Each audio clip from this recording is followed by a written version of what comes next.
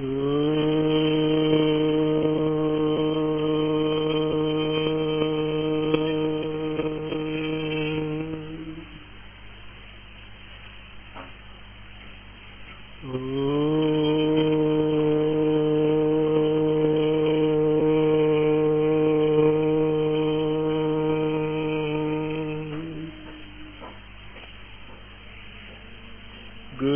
ब्रह्मा गुरु विष्णु गुरुदेवो महेश्वरः गुरु साक्षात् परब्रह्मः तस्मै श्री गुरवे नमः।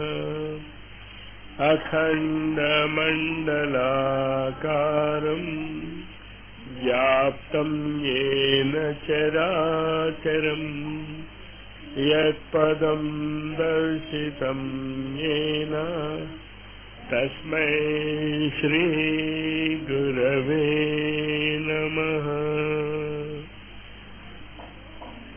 ॐ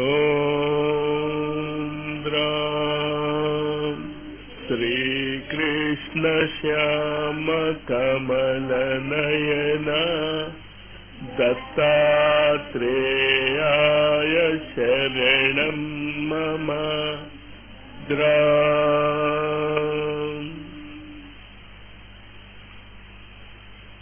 ఆధ్యాత్మిక జీవితంలో గురువుల చేతనత్వం నుంచి మనం ఏమి పొందగలమో తెలుసుకోవటానికి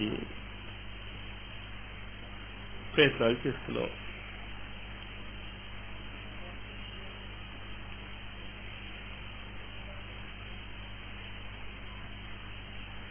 ఈ ప్రయత్నంలో నిన్న కాలం యొక్క ఉపయోగాన్ని అర్థం చేసుకున్నాం. ఇవాళ వాక్ని ఎలా ఉపయోగించుకున్నారు వాళ్ళు అన్నది అర్థం చేసుకుందాం మనం.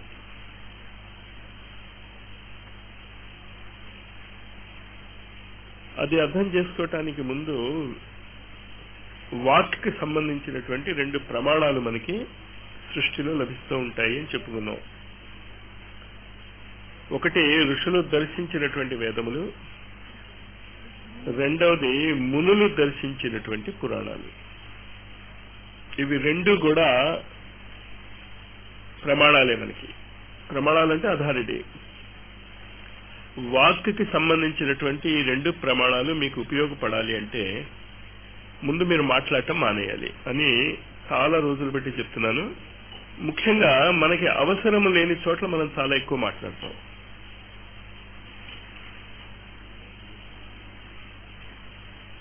ఎక్కడ ఎక్కువ మాట్లాడటం? సాధారణంగా మనం ఆహారం గురించి చాలా ఎక్కువ మాట్లాడుకుంటూ ఉంటాం. ముఖ్యంగా భారతీయులు వాళ్ళు ఉపవాసం ఉన్నారంటే చచ్చారే.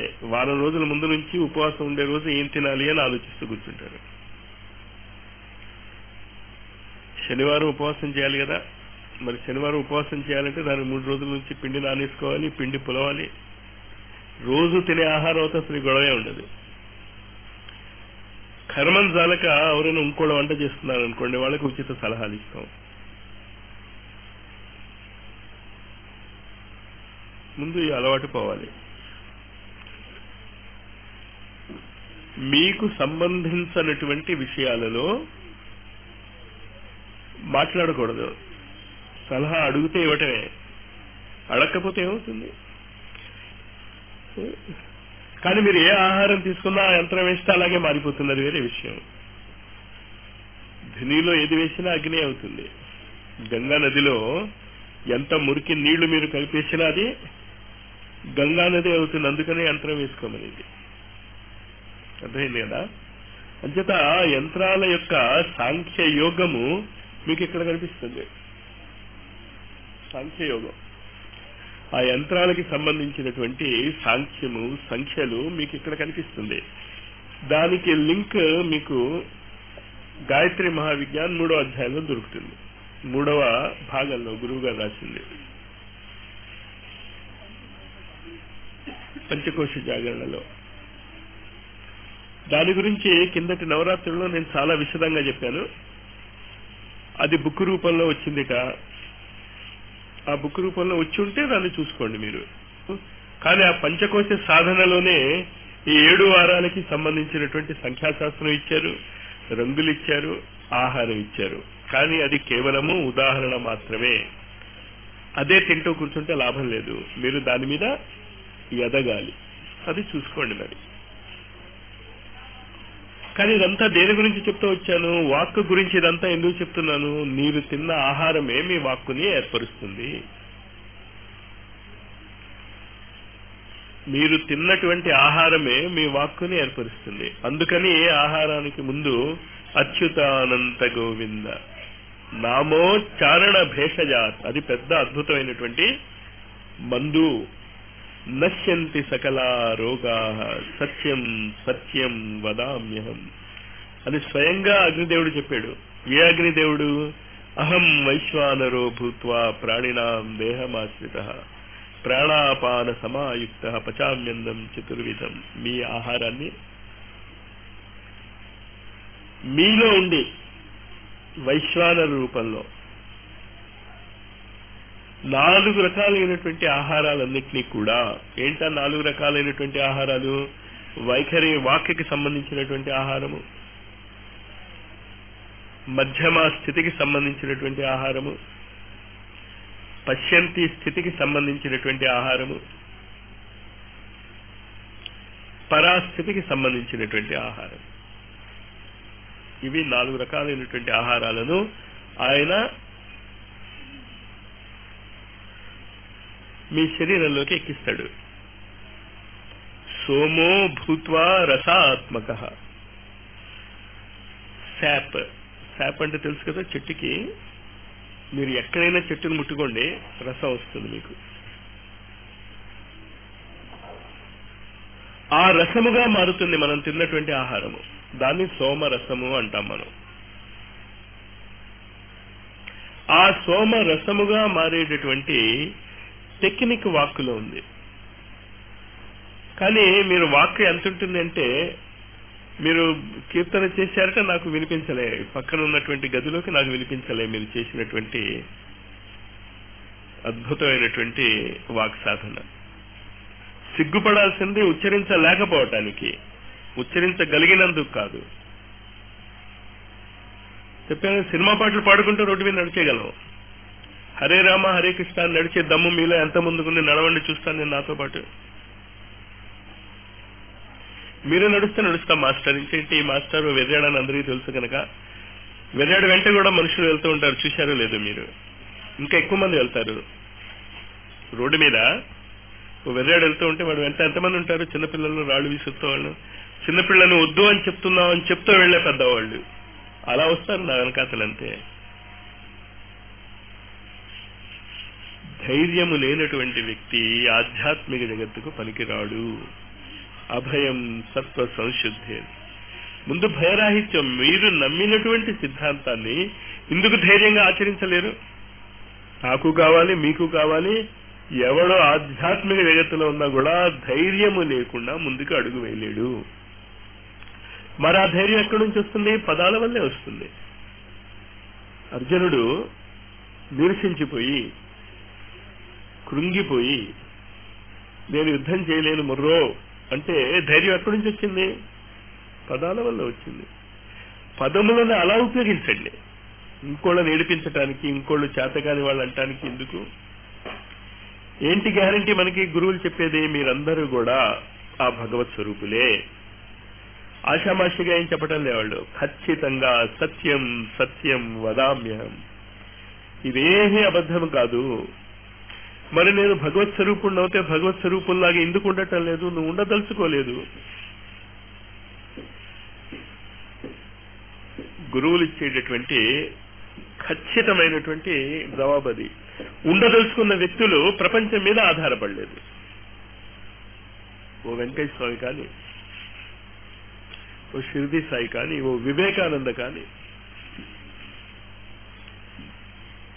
ప్రపంచం మీద ఆధారపడలేదు. మీరు ఆధారపడకండి ప్రపంచం మీద. రేపు ఏమవుతుంది అనేటటువంటి భయం ఉందే. బ్యాంకుల్లో కోట్లు కోట్లు దాస్తాం. ఒక్క గవర్నమెంట్ ఆర్డర్ ఆ ₹1,00,00,000 మీకు కాకుండా చేసి పారిస్తుంది. బ్యాంకులో ఉన్న డబ్బంతా గవర్నమెంట్ ఇదే అని ఒక జీవో వచ్చింది అనుకోండి, ఏమవుతారు మీరు? రావచ్చు కూడా. ఖచ్చితంగా ఆ జీవో రాబోతోంది.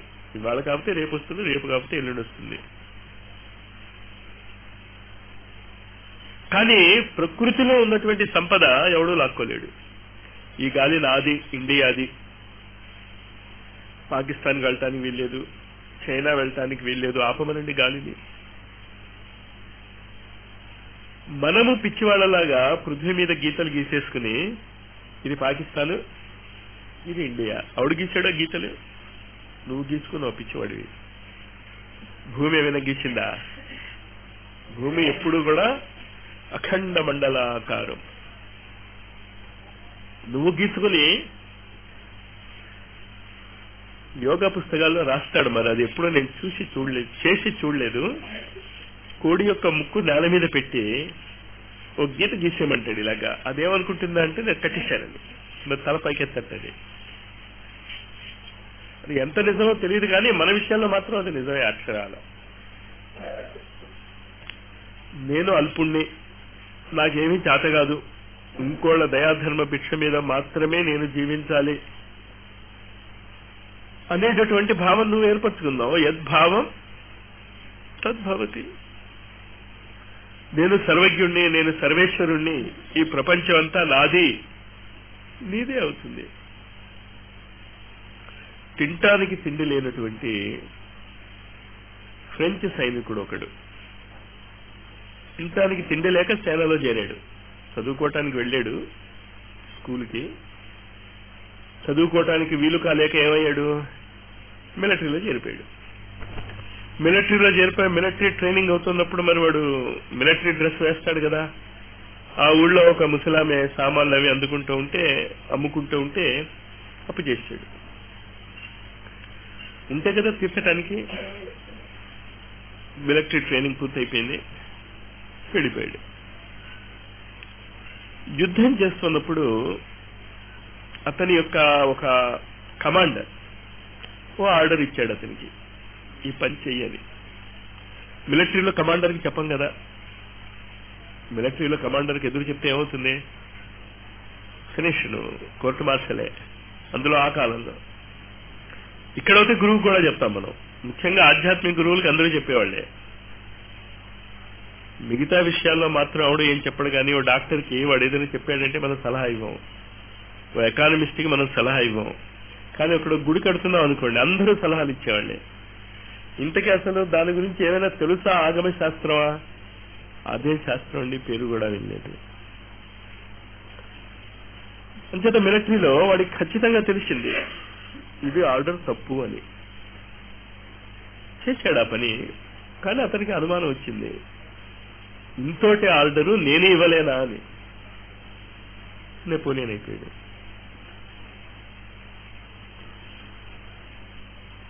అంతే మార్పుకి. కానీ ఒక రోజులో అయ్యాడా? మీ ఉద్దేశం ఏంటి? నేను ఇవ్వలేనా అనుకుని ఇలా కూర్చొని కళ్ళు పూసుకున్నాడు, ఎంపరర్ ఆఫ్ ఫ్రాన్స్ అయిపోయాడా? కాదు, చాలా యుద్ధాలు చేయవలసి వచ్చింది. అతను ఒకటే అన్నాడు, నా చేతిలో కనుక శక్తి ఉంటే పాపం ఇంపాసిబుల్ అనేటటువంటి మాట డిక్షనరీలో ఉండనివ్వను అన్నాడు. అసంభవము అనేటటువంటి మాట నేను చెరిపేస్తానన్నాడు.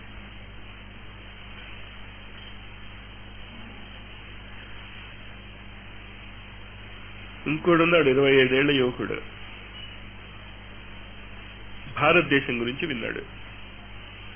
ఆయన గురువు చెప్తే, విదేశీయుడు అతను,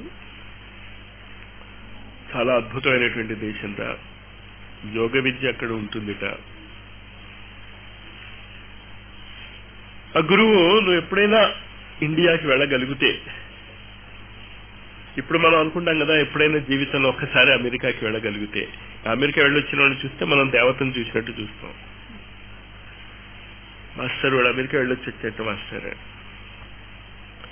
కానీ ఈ అమెరికాలు అవి లేని రోజుల్లో కూడా ఈ భారతదేశం కనుక నువ్వు ఎప్పుడైనా వెళ్ళగలిగితే బాబు, అక్కడ యోగులు అనేటటువంటి వాళ్ళు ఉంటారు, ఈ ప్రపంచం అంతా వాళ్ళదే అని చెప్పాడు అతను. ఆ 25 ఏళ్ల కుర్రాడి యొక్క గురువు చెప్పినటువంటి మాటలు మనకి హిస్టరీలో ఎక్కడో దొరుకుతాయి. ఇంకేంటే పట్టుకుంటే మన దేశం గొప్పదని అర్థం అయిపోతుంది కదా. అప్పుడు చెప్పాడు, ఎప్పుడు బీసీలో 324 బీసీ అనుకుంటా, కరెక్ట్ గా నేను టైం లెక్క చెప్పలేను. అంటే క్రైస్ట్కి 324 సంవత్సరాలు పూర్వమే ఆ గురువు ఆ బాలుడికి చెప్పాడు. బాలుడేంటి యువకుడికి చెప్పాడు. అంటే చిన్నతనం నుంచి విద్యాబోధ చేస్తూ ఏది చెప్పినా రిఫరెన్స్ ఏంటి, భారతదేశపు యోగులు చాలా గొప్పది, చాలా గొప్పనే కాదు, వాళ్ళు విశ్వ విజేతలు, జగద్గురువులు. నాకు కూడా జగద్గురువులు వాళ్లేనా? ఖచ్చితంగా అక్కడి నుంచి ఈ జ్ఞానాన్ని నేను తీసుకొచ్చి చెప్తున్నాను నేను. కానీ నేను వాళ్ళని సశరీరంగా చూడలేకపోయాను. ఇంకంటే అప్పుడు ఈనాటి ఏరోప్లేన్స్ అవి లేవు కదా. కానీ ఏరోప్లేన్స్ రాగానే గురువుల్ని వదిలేశాం మనం. ఎవరిని పట్టుకున్నాం? ఆర్మ్స్ డీలర్, కుచిగో కాబోలు. ఈ బోఫోర్స్ దాంట్లో డబ్బు తీసుకున్నాం, ఖత్రోచి, ఎవడో ఒకడు ఖత్రోట్ అనమాట. వీళ్ళని చూడటానికి చాలా ఆనందంగా ఉంటారు తప్ప, ఒక మహాయోగి గుంటూరు వచ్చాడు అనుకోండి, ఎంతమంది మీలో వెళ్తారు? వాడు యోగియా? అబ్బో, ఇలాంటి వాళ్ళని ఇంతమందిని చూశావు. ఏ యోగిని చూసావు నువ్వు? చూస్తే గుర్తించగలవా? అదే బ్రహ్మానందం అవడో వచ్చాను. బ్రహ్మానందం కొంచెం బెటర్. మిగతా అద్భుతమైనటువంటి మన సోకాళ్ళు హాస్య చక్రవర్తులు వస్తే ఎంతమంది వెళ్తారు చూడటానికి వాళ్ళని? మిగతా వాళ్ళ సంగతి నాకు తెలియదు, నేను గ్యారంటీగా వెళ్తా. కానీ గురువు వస్తే డబ్బు, మా గురువు చాలా గొప్పవాడు. ఇది భారతదేశం యొక్క ఈనాటి మనస్తత్వం. కానీ ఆ 27 ఏళ్ల బాలుడి యొక్క గురువు, బాలుడు అని ఎందుకంటున్నా అంటే చిన్నతనం నుంచి వాడికి ఇదే చెప్తూ వచ్చాడు. వాడికి ఒళ్ళు మండింది. మీరు ఇంత గొప్పగా చెప్తున్నటువంటి భారతదేశానికి నేను వెళ్తాను. అబ్బో, దారిలో చాలా దేశాలు ఉంటాయి. పూర్వకాలంలో కాదు కదా, ఏదో వీసాయో పాస్పోర్ట్ తీసుకుంటే వెళ్ళిపోవటానికి. నువ్వు ఆ దేశం నుంచి వెళ్ళాలి అంటే యుద్ధం చేసి వెళ్ళాలి. అయితే ప్రపంచాన్ని నేను జయిస్తానన్నాడు అలెగ్జాండర్. వచ్చినందుకు భారతదేశానికి.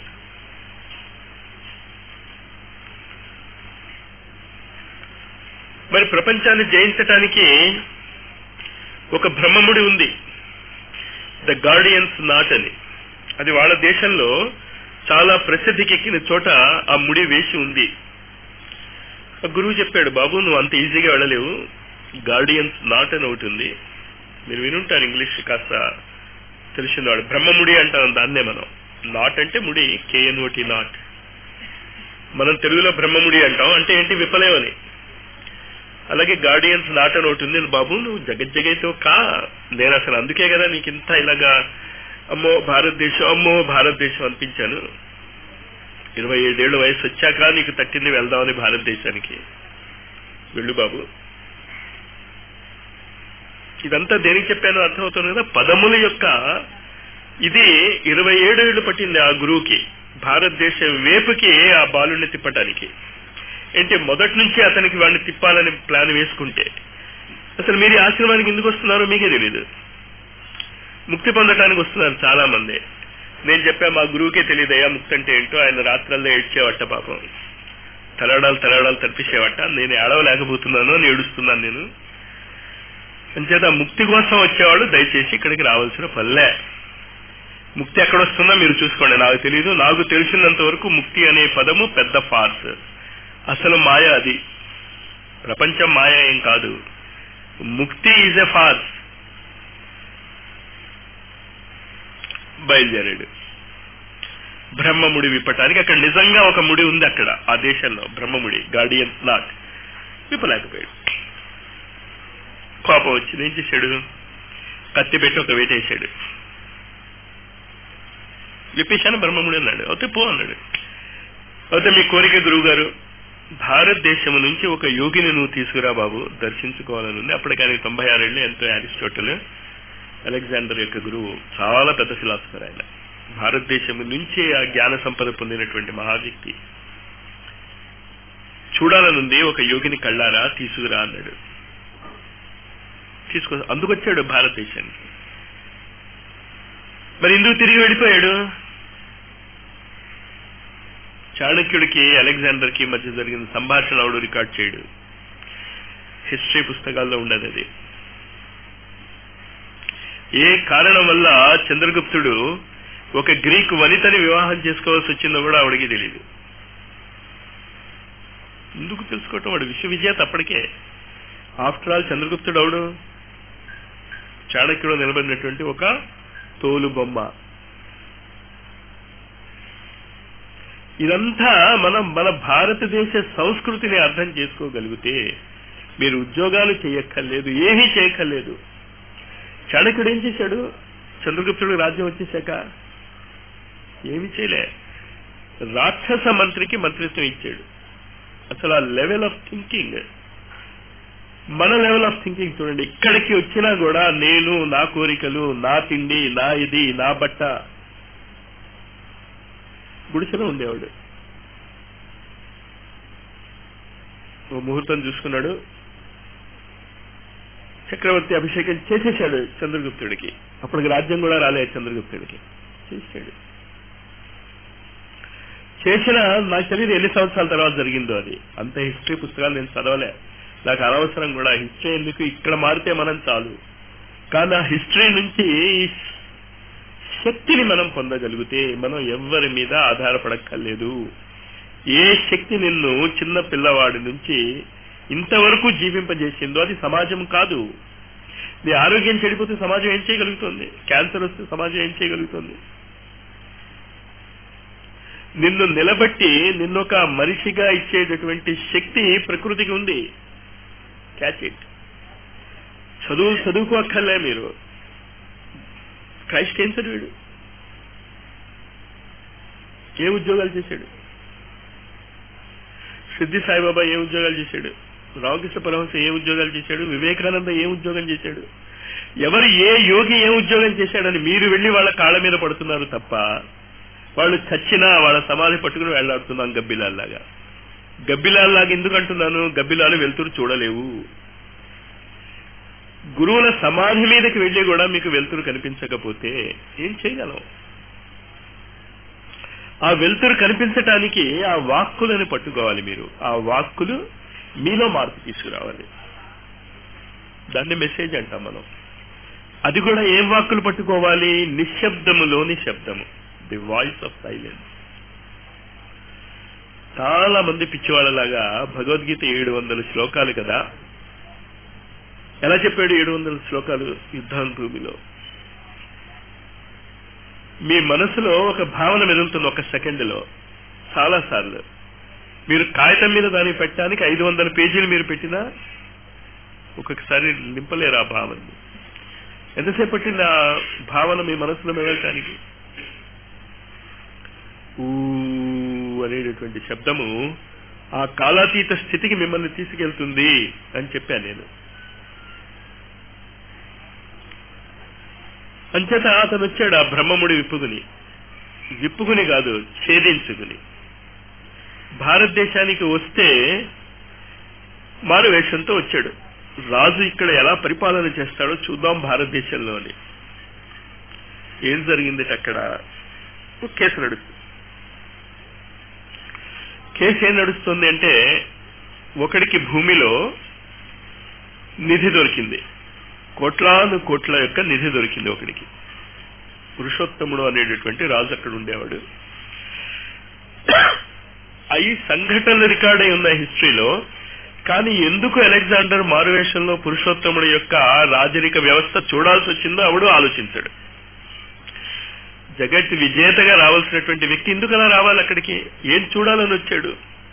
కొంచెం మన దృష్టికోణం మారితే భారతదేశపు యొక్క జగత్ చక్రవర్తిత్వం మనకు అర్థమవుతుంది. మారువేషం వేసుకుని ఒక దేశపు యువరాజు దేశాల మీద దేశాలని గ్రీకు నుంచి జయించుకుంటూ వచ్చి పురుషోత్తముడు కూడా జమీందారు, అంతేగా. అదేం పెద్ద రాజ్యమేం కాదు అది.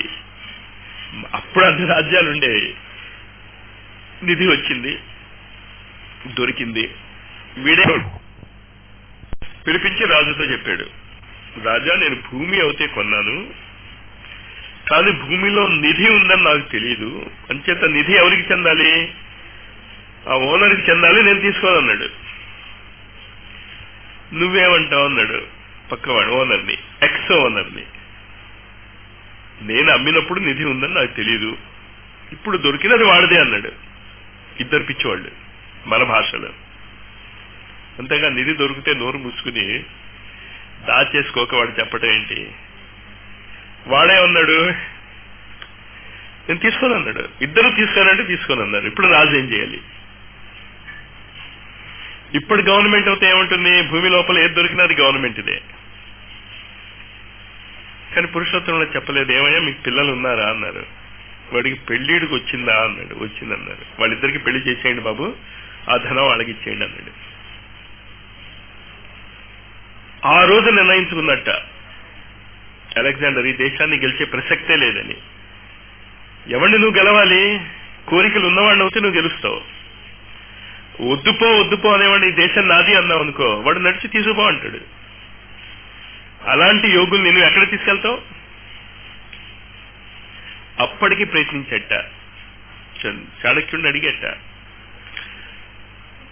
అప్పుడు చాణక్యుడికి అర్థమైంది అసలు ఈనాడు గురువులు చెప్తున్నటువంటి ఈస్ట్ వెస్ట్ కలయికకి బేసిస్ ఆ రోజు చాణక్యుడు వేశాడు.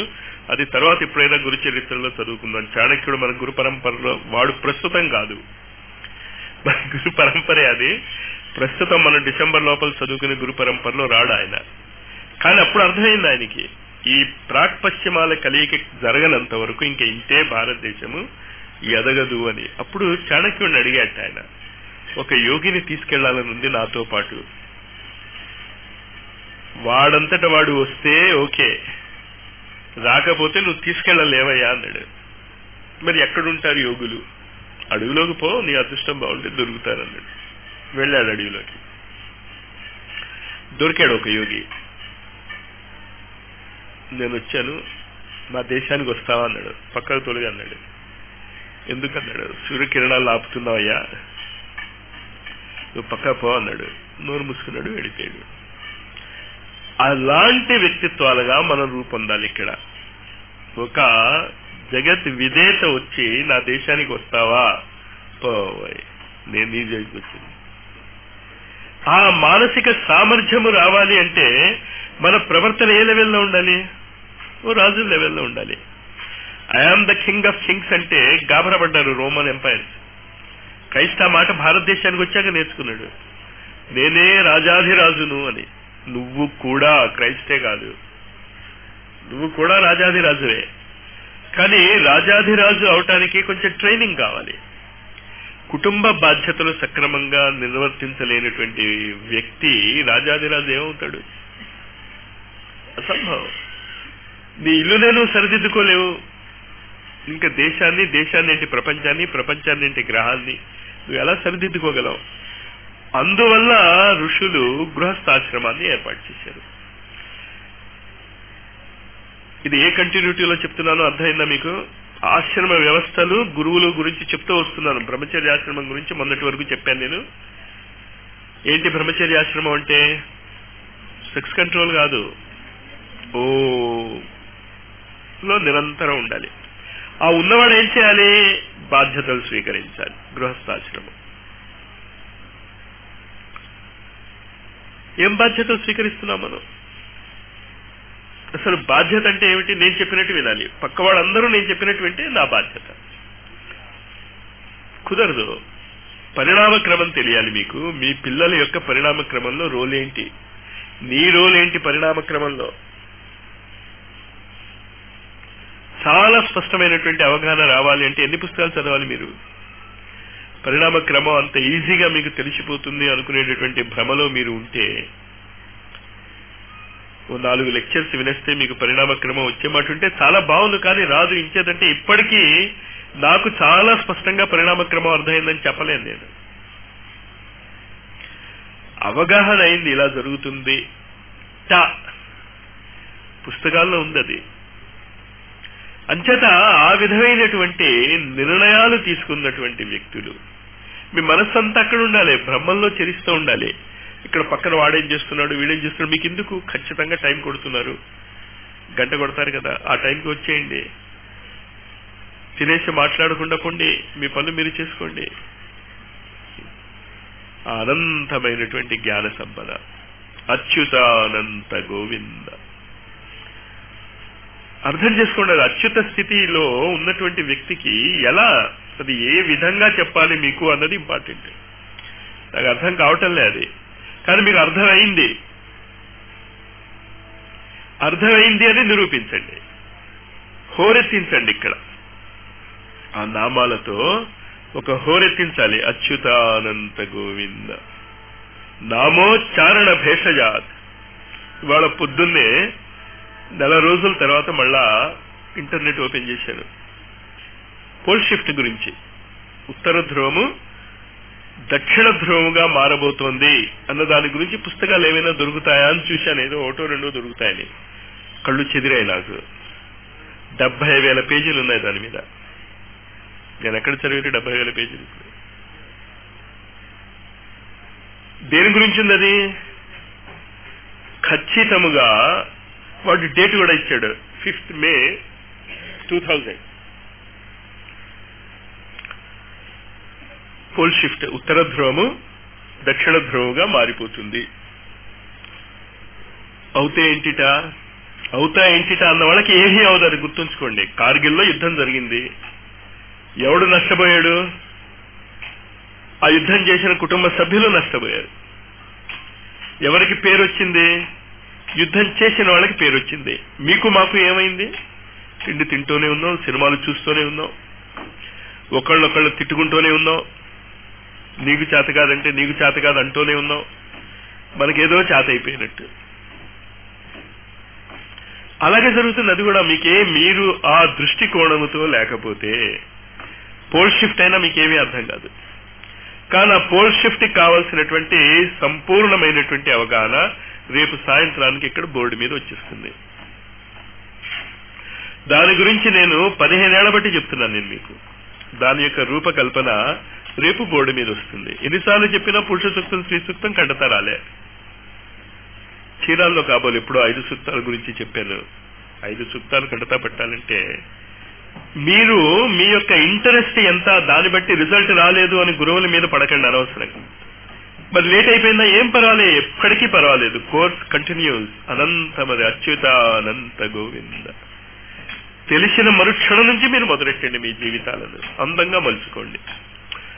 కోంపడేది ఎందుకు అంటే ఆ గురువు వెళ్ళిపోయాక చాలా మీరు ఆ గురువుని ప్రార్థిస్తారు. ఉన్నప్పుడు చెప్పిన మాట వినకపోతే శరీరం వదిలేసిన తర్వాత మీకు కావాల్సింది వింటారు తప్ప ఆయన చెప్పేది మీకు అర్థం కాదు.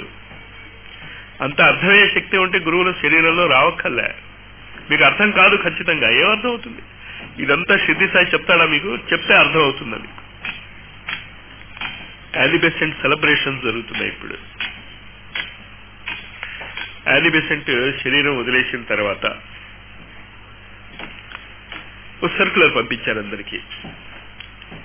యానిబెసెంట్ మీద మీ యొక్క అవగాహన రాయండి అని.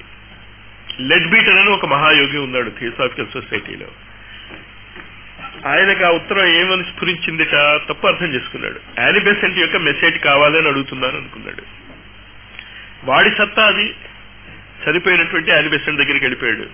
ఆస్ట్రల్ ప్లేన్లో ఏ అమ్మాయిలా అడుగుతున్నారు థియాసఫిస్, నువ్వు ఏదైనా మెసేజ్ ఇస్తావా అని. పబ్లిష్ అయింది అది.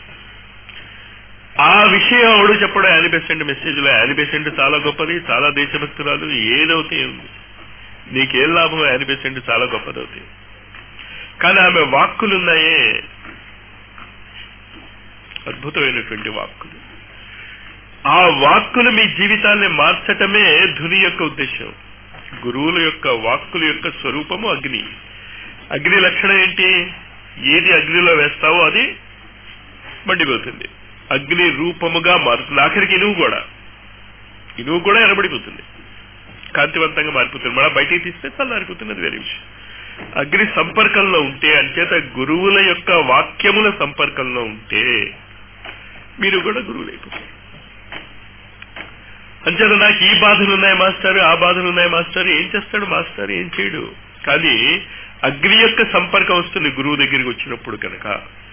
అగ్ని తన వలె పక్కవాళ్ళని కూడా మారుస్తుంది కనుక ఆ క్షణములో మీకు కూడా గురువు యొక్క శక్తులన్నీ వస్తాయి. దాన్నే సైన్స్ లో ఇండక్టివ్ ఎఫెక్ట్ అంటాం. స్థల ప్రభావం అంటూ ఉంటాం కదా. అంచేత మీ కోరికలు తీరిపోతాయి, మళ్ళీ బయటికి వెళ్ళిపోతారు, మళ్ళీ మామూలు. మరి అందరివి తీరుతున్నాయా? అద్భుతమైనటువంటి కరెంట్ పాస్ అవుతోంది, షాక్ కొట్టాలి మీకు, రబ్బర్ గ్లౌజ్ వేసుకుని ముట్టుకుంటారు, ఏమవుతుంది? ఏమవుదు. కరెంట్ లాగే ఉంటుంది, మీరు మీలాగే ఉంటారు, హాయిగా జీవించండి. కానీ అవగాహన ఏమిటో అర్థం చేసుకోండి. ఈ 43 రోజులలో ఖచ్చితంగా మీకు ఆ గురువులు చెప్పిన జ్ఞానం అంతా అందజేస్తాను. వినటానికి ఏమీ రుచించదు. ఎందుకు రుచిస్తుంది? మీరు చాలా గొప్పవాళ్ళు, మీ కోరికలన్నీ తీరిపోతాయంటే మీరు వస్తారు తప్ప తీరవు. కానీ మీరు గురువులుగా మారవచ్చు. మీ దగ్గరికి వచ్చిన వాళ్ళకి మీరు కల్పవృక్షముగా, కామధేనుగా భజతాం కల్పవృక్షాయ, రాఘవేంద్ర స్వామి చెప్తాం కదా, అది మీ గురించి చెప్పుకోవచ్చు రేపు. అలాంటి స్థితికి మీరు ఖచ్చితంగా ఎదుగుతారని, ఆ గురువుల యొక్క అనుగ్రహం మీకు ఖచ్చితంగా లభిస్తుందని. దానికి కావాల్సింది మనస్సుని మార్చుకోవటమే, ఇంకేం చేయక్కర్లే. మీరు మీ మనస్సు మారిపోతే ఈ క్షణం నుంచి మీరు లైన్లో ఉన్నట్టే. అది మార్చుకోగలిగేటటువంటి ధైర్యం చేస్తారని ఆశిస్తూ